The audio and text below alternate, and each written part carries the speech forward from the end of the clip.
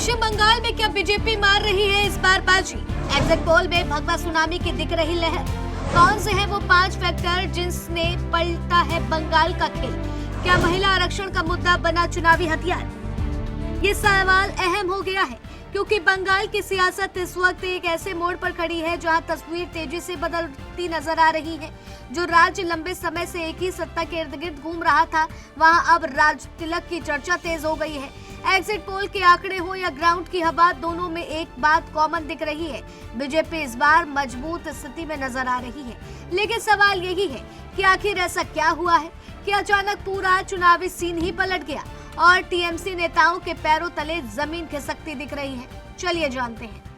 सबसे पहला बड़ा फैक्टर है फिश पॉलिटिक्स रहा है, क्योंकि बंगाल में मछली सिर्फ खाने की चीज नहीं बल्कि पहचान है। जब ये नैरेटिव बना कि सत्ता बदलने पर खान पान बदल सकता है, तो बीजेपी ने उसी मुद्दे को अपने पक्ष में मोड़ लिया। नेताओं ने सार्वजनिक तौर पर मछली खाकर यह संदेश दिया कि उनका एजेंडा स्थानीय संस्कृति के खिलाफ नहीं है। इससे बड़ा भ्रम टूटा है और बीजेपी खुद को बंगाल की परंपराओं के करीब दिखाने में सफल रही।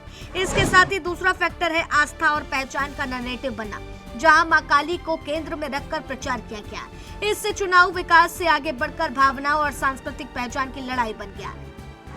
तीसरा अहम फैक्टर है महिला वोट बैंक। लंबे समय से यह टीएमसी की ताकत माना जाता था, लेकिन इस बार बीजेपी ने इसी वर्ग पर फोकस किया।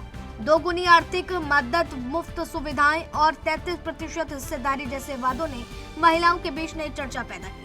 साथ ही महिला सुरक्षा को बड़ा मुद्दा बना करके बदलाव का संदेश भी दिया गया है। चौथा फैक्टर आजादी बनाम पाबंदी का नैरेटिव रहा, जिसमें महिलाओं की स्वतंत्रता को चुनावी मुद्दा बनाया गया है। इसका खासकर शहरी और युवा मतदाताओं पर दिखाई दिया है असर।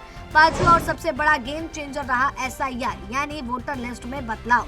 लाखों नाम हटने के बाद कई सीटों का समीकरण बदल गया है। जहां पहले एक तरफा मुकाबला होता था, वहां अब टक्कर बराबरी की दिखने लगी है। बीजेपी ने इसे निष्पक्ष चुनाव की दिशा में कदम बताया है और कहा है कि इससे असली वोटर सामने आएंगे। कम अंतर वाली सीटों पर यह बदलाव निर्णायक साबित हो सकता है। अब अगर रणनीति की बात करें तो यह वही जगह है जहां खेल पूरी तरह पलटा है। अमित शाह की माइक्रो मैनेजमेंट रणनीति ने इस चुनाव को जमीन पर बदल दिया है। बूथ लेवल तक प्लानिंग, पन्ना प्रमुख मॉडल और हर वोटर तक पहुंचने की रणनीति ने संगठन को बेहद मजबूत कर दिया है। यह सिर्फ रैली और भाषण का चुनाव नहीं रहा, बल्कि हर वोट को निकालने की लड़ाई बन गया। इसके साथ ही बीजेपी ने इस बार अपनी पिछली गलतियों को भी सुधारा। व्यक्तिगत हमलों की जगह सिस्टम और मुद्दों पर फोकस किया गया। स्थानीय चेहरों को आगे लाकर बाहरी पार्टी का टैग हटाने की कोशिश की गई। इससे जनता के बीच में भरोसा बढ़ा और पार्टी की छवि में भी बदलाव आया।